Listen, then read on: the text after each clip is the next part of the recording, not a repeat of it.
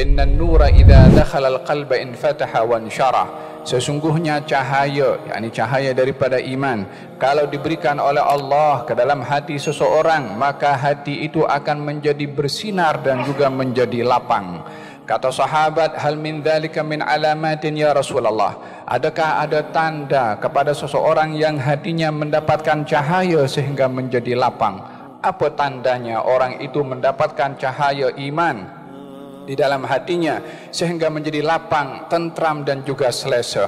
Kata baginda Rasulullah, ada 3 tanda. Yang pertama adalah al-inabatu ila daril khulud, cenderung kepada hari akhirat, suka berbuat taat, selesa berbuat kebaikan, senang saat berbuat kebaikan. Wattajafi an daril ghurur, menjauhkan diri daripada tempat yang menipu, dunia yang penuh dengan penipuan, dunia yang kenikmatannya sementara, dunia yang kenikmatannya tidak kekal, dunia yang di dalamnya penuh dengan pancaroba. Maka kata baginda Rasulullah, tanda seseorang itu hatinya diberi cahaya adalah tidak tertipu kepada hal keduniaan, menjauhkan diri daripada hal-hal yang melalaikan daripada keduniaan. Yang terakhir adalah wal isti'dadu lil mauti qabla nuzulih, bersiap sedia akan datangnya kematian sebelum kematian itu datang.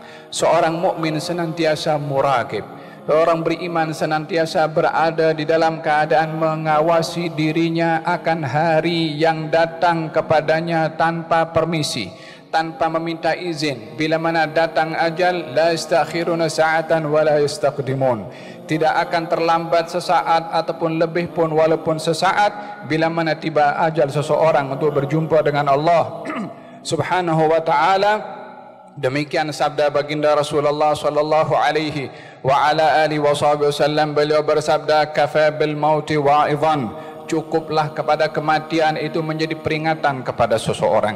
Dalam peristiwa Isra dan Mi'raj Nabi Muhammad sallallahu alaihi wa alihi wasallam, perjalanan yang hanya dilakukan sebahagian malam sahaja menyimpulkan kehidupan manusia bermula daripada awal berada di dunia sampai berada di syurga dalam sebahagian malam sahaja.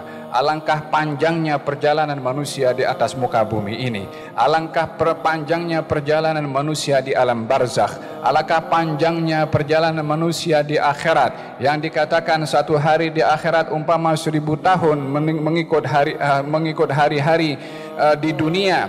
Namun kesemua perjalanan itu diceritakan secara ringkas oleh Nabi Muhammad sallallahu alaihi wa alihi wasallam dalam peristiwa Isra dan Mi'raj yang berlaku hanya sebahagian malam, di mana baginda Rasulullah sallallahu alaihi wa ala alihi wasallam dalam perjalanannya itu berjumpa dengan beberapa orang yang berada di dunia, termasuk berjumpa dengan kafilah yang Nabi mengambil air minum ketika kafilah itu sedang bermusafir.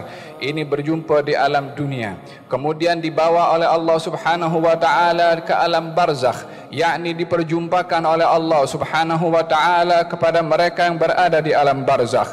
Bukankah kita semua mengimani bahwasanya setelah alam di dunia ini ada alam yang namanya alam barzakh, yang kita semua akan sampai kepadanya? Kullu nafsin dha'iqatul maut wa innama tuwaffawna ujurakum yawmal qiyamah faman zuhziha 'anil nari wa udkhilal jannata faqad faz wa mal hayatud dunya illa mata'ul ghurur. Setiap yang bernyawa pasti akan merasai kematian, dan kamu akan diberikan balasan oleh Allah sesuai dengan perbuatan kamu. Barang siapa yang dia telah diselamatkan oleh Allah daripada api neraka dan dimasukkan ke dalam syurga, maka dia adalah orang yang berjaya. Ketahuilah bahwasanya kehidupan di dunia adalah kehidupan yang penuh dengan kepalsuan atau yang menipu.